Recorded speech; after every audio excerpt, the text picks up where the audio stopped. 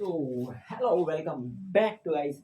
हमने देख के पता चल गया होगा हम क्या करने वाले हैं। तो हम करने वाले हैं पॉलिटिकल पार्टी। वो अलग बात है, मार्केट खराब हो गया है। चलो पॉलिटिकल पार्टी बहुत जल्दी जल्दी चालू करते हैं। देखो पॉलिटिकल पार्टी हम शुरू करते हैं। पॉलिटिकल पार्टी क्या होती है? देखो पॉलिटिकल पार्टी एक ऐसी चीज होती है जो हमें इजीली दिख जाती है। मतलब इजली मतलब एक ऐसी टाइप की चीज होती है। मतलब रुको रुको, definition definition it is a group of people who come together to consult election. ये तो भाई इलेक्शन से मिलता जुलता है। तो देखो आपकी पूरी सिविक्स में ये डेमोक्रेसी डेमोक्रेसी आती रहेगी, लेकिन इसको हम लिखेंगे it is a easiest form of government जो आपको इजीली दिख जाती है। मतलब कि आप किसी भी गंवार से भी पूछो जाके, मतलब जो अनएजुकेटेड है, तो भाई उसको भले डेमोक्रेसी के बारे में कुछ ना पता हो क्या है डेमोक्रेसी, लेकिन उसको जरूर ये पता होगा कि पॉलिटिकल पार्टी क्या होती है और वो क्यों बनती है। और वो सारे के सारे ब्लेम्स पॉलिटिकल पार्टी पे डालती है। पॉलिटिकल पार्टी पे ब्लेम क्यों डालती है? क्योंकि देखो भाई कोई भी कुछ चुनता है ना, कोई चुनता है ना भाई लोग। देखो जैसे अगर तुमने चुना किसी को, मतलब मॉनिटर चुना, तो आप क्या सोचते हो मॉनिटर से? आप यही सोचते हो ना, मॉनिटर भाई हमारा नाम नहीं आना चाहिए बोर्ड पे। भले ही उसका लिख दो लेकिन हमारा नाम नहीं आना चाहिए बोर्ड पे। हाँ तो वैसे ही तो पॉलिटिकल पार्टी को भी लोग इसलिए चूज करते हैं ताकि लोगों की बात मानी जाए, उनके डिमांड्स को मानी जाए। और गाइस इसी वजह से पॉलिटिकल पार्टी फॉर्म होती है। लेकिन हमारे यहाँ कुछ और ही होता है। बताने की जरूरत नहीं है। फिर अगला टॉपिक हमारे सामने आता है फंक्शंस ऑफ पॉलिटिकल पार्टी। वैसे मैंने फंक्शंस भी बता दिए हैं। फंक्शंस क्या होता है पॉलिटिकल पार्टी के? पॉलिटिकल पार्टी का फंक्शन होता है भाई इलेक्शन में आए, जीते, हमारे लिए लॉ मेकिंग करें, मतलब हमारे लिए लॉज बनाए जो हमारे वेलफेयर के लिए हो, हमारी डिमांड सुने, हम जो करें उसका आंसर, मतलब रिस्पॉन्सिव गवर्नमेंट होनी चाहिए कि जो क्वेश्चंस पूछा जाए उसका आंसर टाइम टू टाइम दिया जाए। ऊपर से जो जो डिमांड्स है उसको पूरी की जाए, जैसे कि यार रोड बना दो। वो बात अलग है, रोड बन रही है टूट रही है, बन रही है टूट रही है, और कितने जगह तो रोड बन ही नहीं रही। उसके बाद हमारे सामने अगला टॉपिक क्या आता है? Necessity of political party. Political party represent democracy and citizen of democracy. क्या कह रहा है? Political party represent democracy and citizen of democracy. Political party का इज डेमोक्रेसी, मतलब डेमोक्रेसी में क्या आता है? आपके पास इक्वालिटी है, आपके पास आप गवर्नमेंट के सामने क्वेश्चंस कर सकते हो, आपके पास ये सारे डिमांड्स का हक है। तो यही पार्टीज और एक यूनिटी बनाती है गाइस। आप पॉलिटिकल पार्टी, मतलब देखो पॉलिटिकल पार्टी अगर आप बीजेपी को सपोर्ट करते हो तो आप बीजेपी के साइड वाले हो गए, कांग्रेस को सपोर्ट करते हो कांग्रेस के सपोर्ट वाले होते हो। तो देखो ये इस वजह से ये आउट ऑफ टॉपिक बात हो रही है, लेकिन देखो यूनिटी होती है भाई। अपने गवर्नमेंट बनाने की कोशिश करते हैं, जैसे आप बीजेपी वाले हो तो आप बीजेपी बनाना चाहोगे।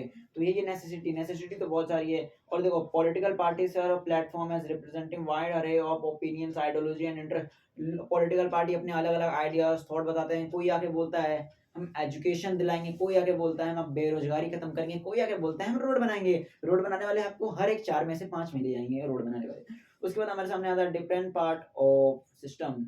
एग्जाम में आएगा, ठीक है। और one party system. One party system क्या होता है? जहाँ पे एक बंदा ही, मतलब एक पार्टी हमेशा इलेक्शन लड़े, और उसके पार्ट्स होते हैं। और देखो ये वन पार्टी सिस्टम चाइना में होता है। चाइना में एक पार्टी सिस्टम इसलिए होता है, उसमें छोटे छोटे पार्टीज होते हैं। उनसे पार्टी में से जो वो, मतलब देखो पहले तो वो पार्टी लड़ती है इलेक्शन, उसके बाद आती है, उसके बाद आने के बाद जो जो लोग होते हैं उनमें से किसी को चूज करके, मतलब उन सबके बीच में इलेक्शन होता है, और जो उनमें से आता है वो लीडर बनता है। वन पार्टी सिस्टम चाइना में होता है। और एक नॉन डेमोक्रेसी है, क्योंकि इनमें लोगों के पास चॉइसेस नहीं होते हैं। हर बार वही पार्टी आती है, हर बार अपना काम करती है, तो इनको रूल बनाने की चीजें नहीं बोलनी पड़ेगी। तो चलो अगला, two party system. Two party system यार यूके और यूनाइटेड किंगडम एक ही बात हो गई। यूनाइटेड किंगडम और अमेरिका दोनों में होता है टू पार्टी सिस्टम। दो पार्टी लड़ती हैं। देखो दो पार्टी इसलिए लड़ती हैं क्योंकि दो पार्टी हैं, दो पार्टी पावरफुल है, दो पार्टी लड़ती हैं और जीतते हैं। ये भी एक नॉन डेमोक्रेसी हो गया, क्योंकि इसमें भी लोगों के पास चॉइस नहीं है। और मल्टी पार्टी सिस्टम जो अपने इंडिया में है, 750 रजिस्टर्ड पार्टी है इंडिया के अंदर, जिसमें से 6 से 7 मेन है जो आपके बुक्स में भी लिखे होंगे, उसको ही पढ़ना है आपको पॉलिटिकल पार्टी के एग्जाम से। तो मल्टी पार्टी सिस्टम में क्या होता है? एक डेमोक्रेसी फॉर्म की वो पार्टी जिसमें आपके पास बहुत सारी चॉइसेस हैं, बोलने को बहुत सारी चॉइसेस हैं, लेकिन हाँ एग्जाम में लिख के आना है बहुत सारी चॉइसेस हैं। लोगों के ओपिनियन अलग अलग है, आइडियोलॉजी अलग है, कोई सड़क बनवा रहा है, कोई तुड़वा रहा है, फिर बनवा रहा है। फिर उसके बाद हमारे सामने आता है नेशनल पार्टी। तो नेशनल पार्टीज क्या होती है? The country wide party are called national party. जो पार्टी 2% इलेक्शन में को या कुछ था, 6% वोट जीते और 2 सीट रिजर्व करे अपने लिए लोकसभा के अंदर, उसको हम नेशनल पार्टी कह देंगे। The country wide parties are called national party. जो कंट्री के वाइड रेंज में फैली हुई है उसको नेशनल पार्टी कहेंगे। तो क्या हम बीजेपी को नेशनल पार्टी कहेंगे? हाँ। क्या कांग्रेस हारी है तो हम कांग्रेस को नेशनल पार्टी नहीं, कांग्रेस को भी नेशनल पार्टी कहेंगे, क्योंकि भाई उनने भी सीट्स में बहुत परसेंट वोट लिए हैं, उनने भी लोकसभा में बहुत सारी सीटें जीती हैं, तो कांग्रेस भी नेशनल पार्टी होगा। फिर हमारे सामने आता है special facility by EC to register election commission है, election commission to register party, they are given unique party symbol, they are a status of political party। अब आप भाई तुमने कमल का पौधा जो बीजेपी का है आपने उसको कॉपी करके गुलाब का पौधा बना लिया, वैसे गुलाब का पौधा कोई दिक्कत नहीं है, कॉपी नहीं हुआ। कमल का ही कमल बना लिया तो भाई वो ट्रेडमार्क आ जाएगा आपके ऊपर, जिसको कॉपीराइट बोलते हैं यूट्यूब पे। तो कॉपीराइट आ सकता है आपके ऊपर। तो भाई उसको जो बड़े बड़े पार्टीज होते हैं ना उनको बोला जाता है अगर कमल का पौधा है तो भाई ये कमल का पौधा है, तो जो लड़ेंगे वो बीजेपी के ही होंगे, मतलब बीजेपी के ही कैंडिडेट्स होंगे। उसके बाद हमारे सामने आता है भारतीय जनता पार्टी, जो कि आप जानते हो अभी फिलहाल रूलिंग पे चल रही है, रूलिंग गवर्नमेंट है। इंटरनल लुमिनस एंड अंत्योदया, मतलब ये इसकी आइडियोलॉजी थी। उसके बाद इंडिया नेशनल हुड, ओ भाई बहुत बढ़िया। 1998 में NDA in central government after 2014, मतलब 2014 में लीड आई थी, ये बता रहा है। फिर हमारे सामने आता है Indian National Congress, founded in 1885। तो सबसे ओल्डेस्ट पार्टी में पूछा जाए तो तुक्का भी नहीं मारना है, बिल्कुल बिल्कुल ये याद रखना है। देखो ये तो आपको नेशनलिज्म इन इंडिया से ही पता है कि जो हमारी सबसे पुरानी पार्टी है, जो हमारे लिए लड़ रही थी, वो है कांग्रेस। तो कांग्रेस को हम क्या कहते हैं? Indian National Congress, INC। Leader of UPA at the central government to from 2004 to 2014। तो क्या कह रहा है, 2004 से लेके 2014 तक आया था लीडर, ऐसा लीडिंग पार्टी उभर के आया था। ऑल इंडिया ट्रिब्यूनल कांग्रेस, ये भी कांग्रेस की तरह लग रहा है, लेकिन ये कांग्रेस नहीं है, अलग है, मतलब हम अलग हैं, तुम अलग हो। इसके बाद हमारे सामने भाई in the power in West Bengal since 2011।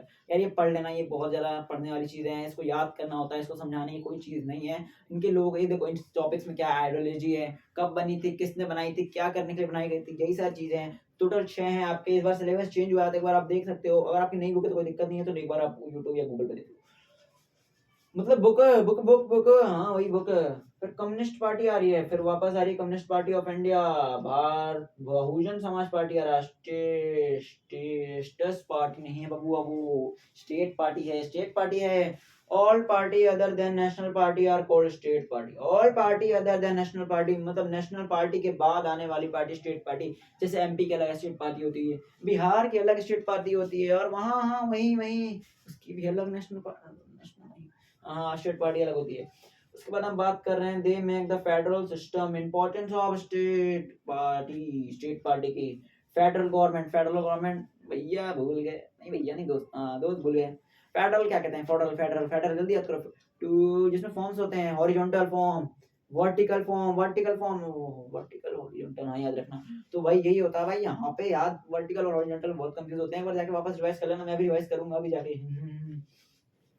Federal government की तरह होती है, डेमोक्रेसी मोर स्ट्रांग बनाती है। देखो देखो, अगर हम बस सेंट्रल पार्टी को रखेंगे, तो सेंट्रल पार्टी बिना कुछ भी सोचे समझे कहीं की भी कोई लोन, देखो जैसे हमारे यहाँ सड़क चाहिए, और मतलब हमारे यहाँ सड़क है, मतलब ये इसको सड़क चाहिए और इसके पास सड़क है। तो देखो अगर वो सड़क दोनों जगह सड़क ही बनवाएगी तो क्या फायदा भाई? जब सामने वाले को बिजली चाहिए, इसको सड़क चाहिए, दोनों को एक ही चीज देगी तो कोई फायदा नहीं है। इसलिए गाइस, एक सेंट्रल गवर्नमेंट कभी भी पूरा हेल्प नहीं कर सकती, इसलिए स्टेट पार्टी होती है। अपने आस पास के लोगों को देखती है, अपने कल्चर्स वाले को देखती है। देखो स्टेट पार्टी लगभग इसलिए बनाई जाती है, लैंग्वेज के बेस में महाराष्ट्र में मराठी बोलने वाले ही मिलेंगे, ये वाली रील बहुत चल रही है। समझ गए? स्टेट पार्टी अपनी एक जगह के लिए होती है, जो फेडरल गवर्नमेंट और डेमोक्रेसी का एक फॉर्म है। हाँ हाँ समझ गए। मेक द पार्लियामेंट डाइवर्स करती है। एग्जाम्पल तेलुगु देशम पार्टी, देशम नहीं देशम है। हाँ, और अगला भाई क्या करना पड़ता है? 6% वोट इन लेजिस्लेटिव असेंबली लाना पड़ता है, 6% वोट लाना पड़ता है लेजिस्लेटिव असेंबली में, फिर आप एक स्टेट पार्टी बन जाते हो। Challenges to political party, lack of internal democracy, मतलब देखो लोग जो पॉलिटिकल पार्टी में आते हैं, जो लीडर होते हैं, तो वो जो टॉप लीडर होते हैं ना, वो कभी भी अपने से नीचे वाले लीडर को मौका नहीं देते कि वो टॉप पे आए, क्योंकि यार वो टॉप पे आ गए तो इनकी पॉपुलैरिटी कम हो जाएगी। तो इसी की वजह से इलेक्शन नहीं होता है। जो टॉप लीडर्स होते हैं वो अपने घर वालों को उठाते हैं, कहते हैं आओ बबुआ तुम भी आओ, तुम भी आओ, पॉलिटिक्स में खेलो, बहुत पैसे छापो, बहुत पैसे, सॉरी सॉरी सॉरी, बहुत अच्छे काम करो। हाँ, तो ऐसी इंटरनल डेमोक्रेसी, जो बढ़िया होता है उसको नीचे रखा जाता है, कोई वोट नहीं कराया जाता उनके बीच में। जो टॉप लीडर बनना तो वो टॉप लीडर बनेगा, प्रिविलेज चलता है एक टाइप से। अगला क्या आता है? डायनेस्टिक सजेशन, बता दिया। डायनेस्टिक मतलब अपने घर वालों को उठाया, कहेगा तुम इधर आओ, तुम एजुकेशन मिनिस्टर बनाओ। एबीसीडी आती नहीं आती, कोई भी दिक्कत, तुम एजुकेशन मिनिस्टर बनो, तुम स्पोर्ट्स मिनिस्टर, क्या तुम्हारी टांग टूटी है? कोई दिक्कत नहीं, तुम स्पोर्ट्स मिनिस्टर, तुम्हें तो बस सॉरी सॉरी मजाक चाट के। अगला क्या करना है? अगला money and muscle power, money पैसा ही पैसा। देखो मनी पावर, जो आप एग्जाम इलेक्शन के टाइम पे बहुत सारी कंपनीज होती है जो पार्टीज को पैसे देती है, फिर बाद में कहती है हम तुम्हें पैसे देंगे, तुम हमें कॉन्ट्रैक्ट देना। जैसे वो कहता है हम तुम्हें खून देंगे, तुम हमें आय देना, भगत सिंह का डायलॉग था। हाँ, तो वैसे ही तुम हमें पैसे देना, हम तुम्हें कॉन्ट्रैक्ट देंगे, ये डील चलता है। और मसल पावर, वोट दे रहा नहीं दे रहा वोट तेरी, यही यही यही यही यही यही यही होता है।